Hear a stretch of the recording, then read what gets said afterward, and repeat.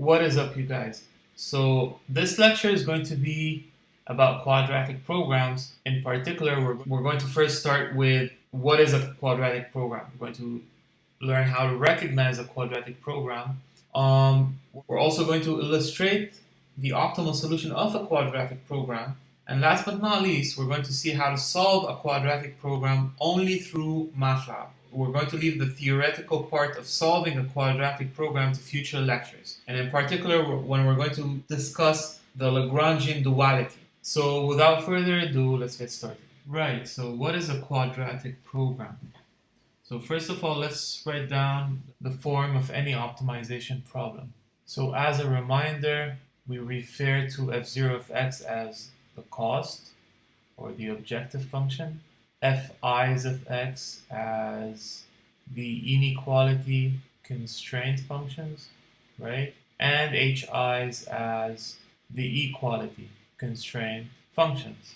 This is how we formulate any optimization problem as a reminder. So this problem is a quadratic program if the objective function or the cost is quadratic, as simple as that. So when f0 of x, where x is a vector, right? So let me write that down. X is in R. So when my f0 of x looks something like this, x transpose px, so this is the quadratic part, or the part of order 2, plus q transpose x plus a constant r, right? So all those terms are vectors, P is a matrix, and in particular, P should be a positive definite matrix. So in S plus N, and R is just a scalar. Now, why should P be in S plus N? Because remember, we're talking about convex optimization problems, and thus we need that f0 of x is convex.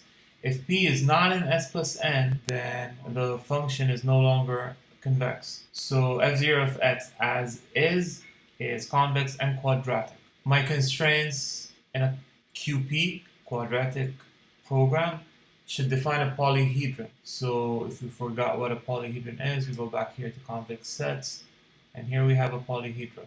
So a polyhedra is defined with affine equality and inequality constraints. So going back here, if we were to, copy those constraints right here, so each of my fi of x, we could define a half space, right? It's done as a vector gi transpose multiplied by x minus a constant hi. Here my gi is r n by 1, and my hi is just a constant or a scalar. Similarly, hi of x would correspond to a hyperplane, so it's an equality constraint, and thus a hyperplane, minus bi, where ai is also rn by 1, and bi is in r. Now, we're going to rewrite this problem in a QP form or a QP fashion. So I'm going to copy f0 next to minimize. So we're minimizing over x, right?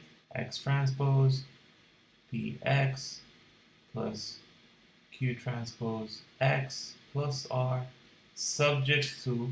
Now, if we copy all those constraints next to each other, stack them all in one vector. So let me show you what I mean. Where all my fi of x's are less than 0, right? So I've got m such inequality constraints are all less than 0. So 0 m times. So for I equal to 1, I've got g1 transpose x minus h1. And for I equal to m, I've got gm transpose x minus hm. Now, this guy is simply expressed in matrix form as follows. So the red part is nothing other than an inner product of a matrix G by X, right? And minus the green part, which is simply a vector H, right?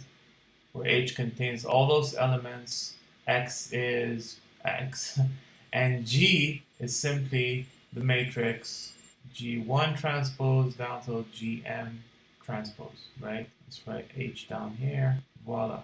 So that being said, I could rewrite my inequality constraints using one compact matrix equation, if you will. So my G is the red part. I'll keep X in black. And this inequality right here is element-wise inequality. It's understood as each entry, each row of this vector that we have right here is less than 0. So if I were to, I'm going to erase it just here, write the h next to it, say all this is less than 0, the 0 vector. What people usually write instead of this is just get the h to the right hand side, and instead I could write this as gx less than h. Okay? Also, the equality constraints in a very similar argument follow the following equation. So ax minus b is equal to 0 this time, or ax equal to b. Now, the inequality with the equality constraints define a polyhedron, as discussed in lecture 2. Now, if we were to visualize stuff, if you're a visual person and you'd like to, graph the optimal solution with respect to the feasible set, so the feasible set of a convex optimization problem of this form, or if a feasible set of any optimization problem is the following, is the set of all feasible points. So it's the set that if I pick a point from a feasible set, it should fall in the domain of f0, 1, and it should satisfy my constraints. So going back here, if I were to graph the feasible set, what can I say? X lies in the domain of this guy right here, right? The cost, f0 of x, which is clearly Rn. So that's 1. So let me go here and denote by P the feasible set of my problem, of the QP problem. It is Rn intersection. So y intersection, if I go back here, Rn is this guy, the dom of f0, and I have to intersect it with the set that defines my constraints, right? So the set of all x's such that gx is less than h and ax is equal to b. Now, as discussed in lecture 2, convex sets, this is a polyhedron, and in particular we talked about it in this section. So I'll just go here and graph a naive polyhedron. This doesn't have to necessarily correspond to my polyhedron that I have, but it could mimic the idea properly. So let's go ahead and shade it with a highlighter. So if this guy were to denote my feasible set, P, right? So if this guy right here is P, and I want to see where the optimal solution is with respect to the problem. So if we were to denote the optimal solution, now let's say for the moment it's unique, right? So let's denote it by x star. Where does x star fall in this set? If I were to illustrate the optimal solution with respect to the feasible set, which in our case is a polyhedron, we'd want to go to something called contour lines and a contour map, right? So what are those? If you've ever taken multivariate calculus, then you're probably going to know what I mean now. And if not, I'm just going to show you some illustration of what they actually reflect. So let's say I've got a 3D function. Now this is easily extended to higher dimensions, but let's visualize a 3D function. And let's say my 3D function looks something like this. Okay, so it's bending downwards as such. Now, what is a contour map, first of all? So contour map is when you grab a 2D plane and start slicing your object. And in the end, all the slices, you just project them onto a simple XY plane. So without any loss of generality, let's say we're projecting onto this plane. So first of all, you grab a knife if you want. Let's say this is your knife. And you start slicing down your function. So let's say we first slice right here. We're going to get this part, right? Down here, we're going to get this part. and so on. So if you were to slice, let's say, a sphere, you're going to get circles of different radii all projected down on your xy plane. So I've got MATLAB here open for me, and let me define the x-axis that I'm going to work with, namely this guy right here. So x, y, and the z. So my x, let's say I want to visualize stuff from -10 down to 10, right? Let's take 100 points.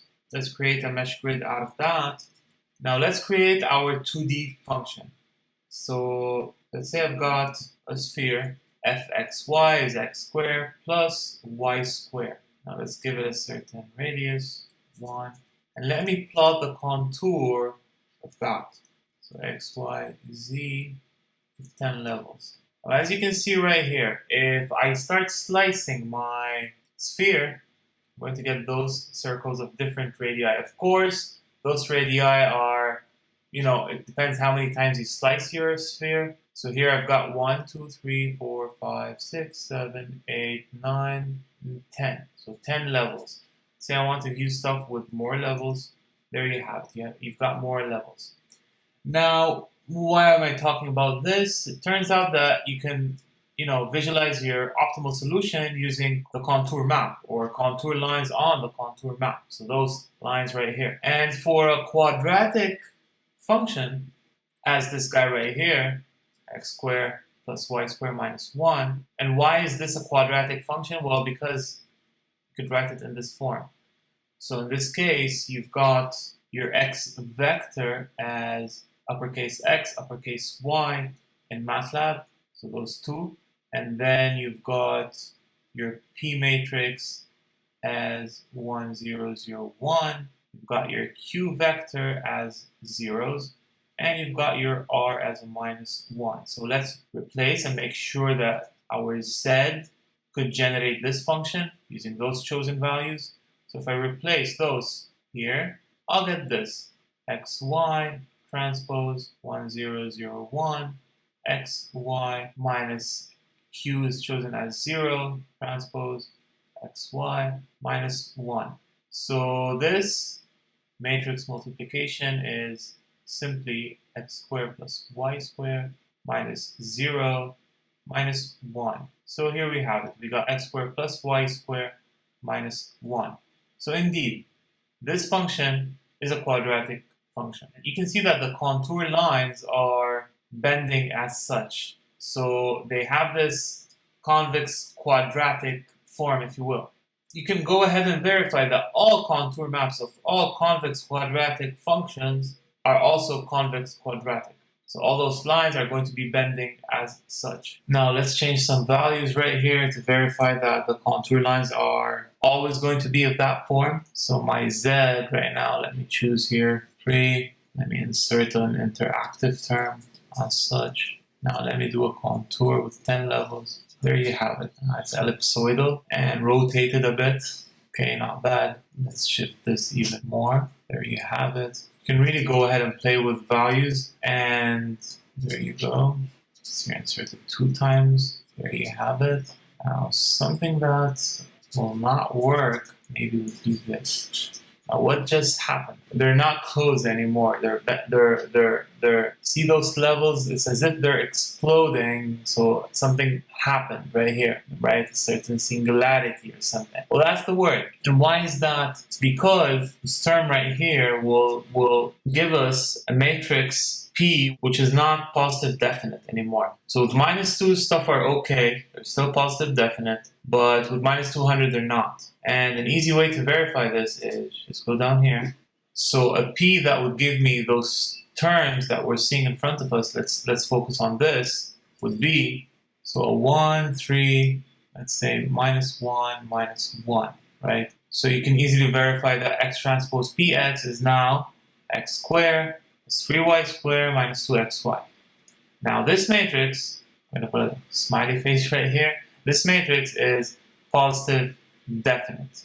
Why is that? Let's go here to MATLAB and type in matrix P, 1, -1, -1, 3, and type in I, get P. As you can see that the eigenvalues are all positive, which means that the matrix is positive definite. However, if I go up here to this function, it's minus 200. This minus 1 is now a minus 100. And if we go back here and type in the matrix, this time with an eigen, so the eigenvalues, we have a positive and a negative eigenvalue, which means that this matrix is not positive definite nor is it negative definite.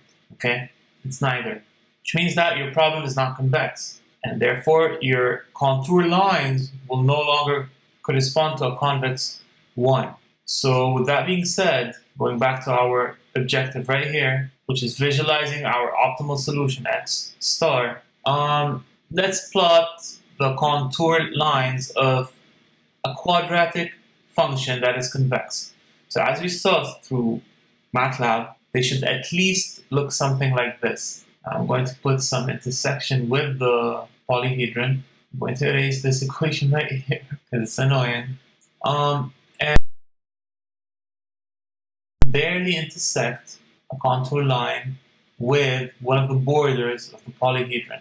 And guess what? The optimal solution happens to be on one of the borders of the polyhedron and passing through one of the contour lines. Of course, those contour lines are rotated and defined, means that they go with the gradient of the cost, of course. So let's say the gradient is somewhere like this, the negative of the gradient, that is.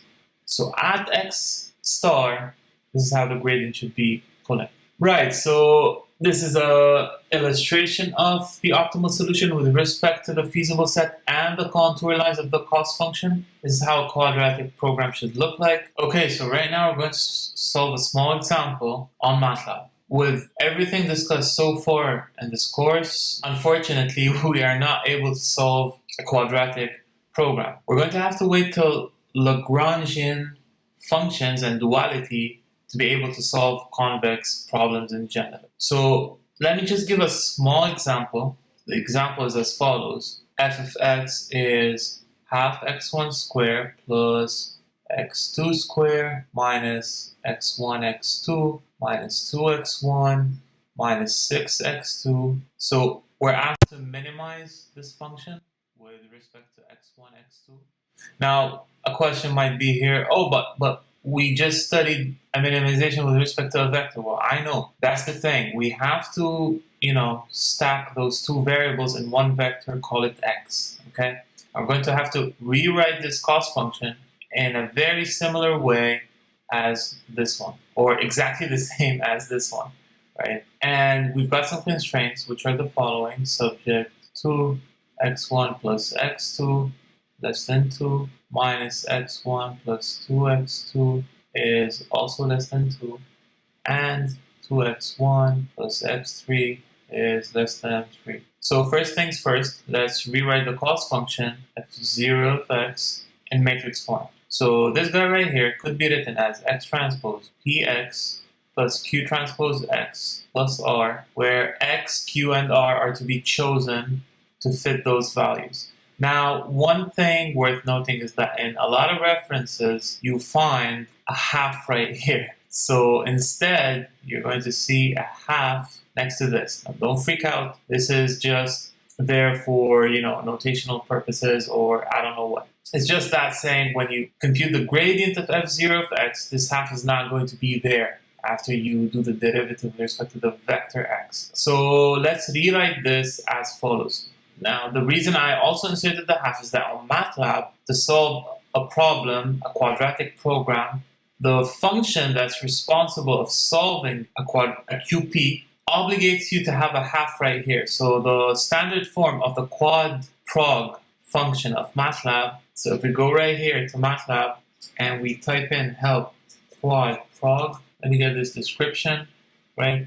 And as you can see right here, the half is popping up. So minimization, half x transpose hx, so the h right here is my p here, so I'm going to write an h over here so that we do the connection, and f transpose x replaces q transpose x, so the f will replace my q. Now, as you can see right here, there is no r, or there is no constant. And why is that? A constant will not affect the minimization problem. right? A constant, if I add anything here, the value of x that will solve my problem, the optimal value, will be unchanged. So right now, my task is to find h and f, because as you can see right here, the documentation of this quadratic programming function, quadprog, requires as input h, f, a, and b. Now we know h, we know f using this line, and a and b will define my inequality constraints, as you can see here. And one natural question right here is, oh, but what happens to the equality constraints? Well, it's right here. There are two more additional parameters. If you have equality constraints, good, you input them right here, the a and b matrix and vector. First thing is to find the matrix H. Second thing is to find the vector F. Third and fourth, since I have no equality constraints, I'm just concerned with A and B, right? So third and fourth is to find A and B. Not to be mistaken with the A and B right here, because the A and B right here are the A equality and B equality right here. A and B over here reflect G and H. So let me rewrite this in terms of G and H as well. So what is G and what is H? So first let's find H or P, right? So let's rewrite this in matrix form. Let's go down here, make us some more space. So I can write this as half x1, x2 times a matrix x1, x2 plus a vector q or f, which is to be found x1 and x2. Now let's choose those values right here to form the matrix P or H, P or H according to MATLAB.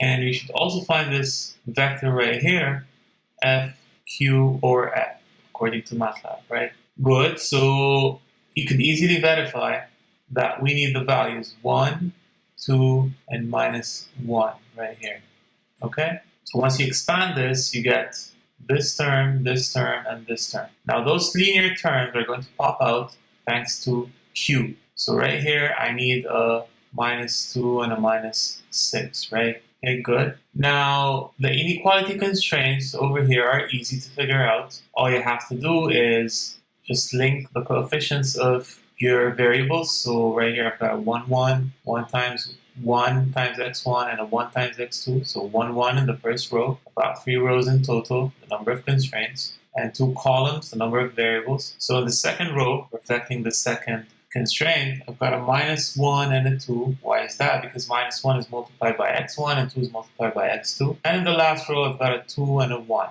Now my h vector is going to pick the coefficients right-hand side, right? So 2, 2, and 3. Good. Now we're ready.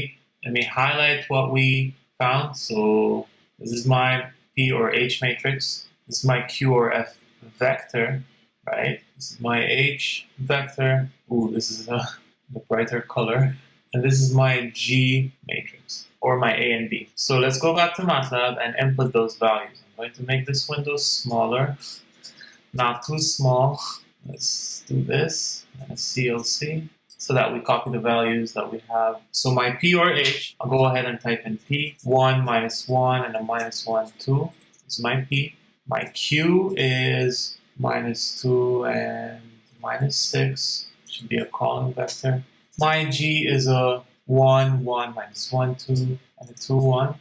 And my H is a 2, 2, and a 3. It's a column vector. Now we're ready to run the quad program function. So quad prog, if you hit F1, you get a better description of it. You can see that the outputs, in case you want to output one thing, it's going to output the optimal solution. And if you want to output two things, it's going to output the optimal solution and f of x opt, okay, f val, which is the cost function evaluated at the optimal solution. So let's, for now, input P. So as you can see, HF are my P and Q, and AB are my G and H.